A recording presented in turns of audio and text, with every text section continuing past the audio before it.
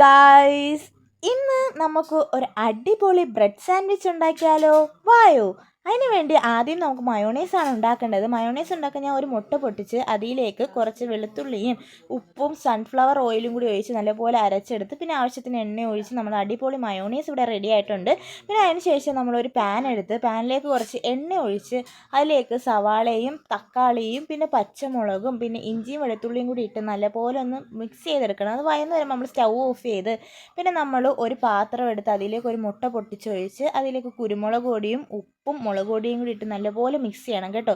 പിന്നെ നമ്മൾ നേരത്തെ വഴറ്റി വെച്ചിരുന്ന മിക്സിലോട്ട് നമ്മൾ ഈ മുട്ടയും കൂടി ആഡ് ചെയ്ത് കുറച്ച് സോസും കൂടി ഒഴിച്ച് പിന്നെ നല്ലപോലെ ചിക്കി വരുമ്പോൾ നമ്മൾ ഉണ്ടാക്കിയ മയോണൈസും കൂടി അതിലേക്ക് ആഡ് ചെയ്ത് നല്ലപോലെ മിക്സ് ചെയ്ത ശേഷം നമ്മളൊരു ബ്രെഡിലോട്ട് മയോണൈസ് ആഡ് ചെയ്ത് പിന്നെ അതിലേക്ക് നമ്മൾ ഫില്ലും കൂടി നിറച്ച് കൊടുത്ത് പിന്നെ അതിലേക്ക് കുറച്ച് സോസും കൂടി ഒഴിച്ച് കഴിഞ്ഞാൽ നമ്മൾ സാൻഡ്വിച്ച് ഇവിടെ റെഡിയാണ്. അപ്പോൾ നിങ്ങളെല്ലാവരും ട്രൈ ചെയ്യണേ.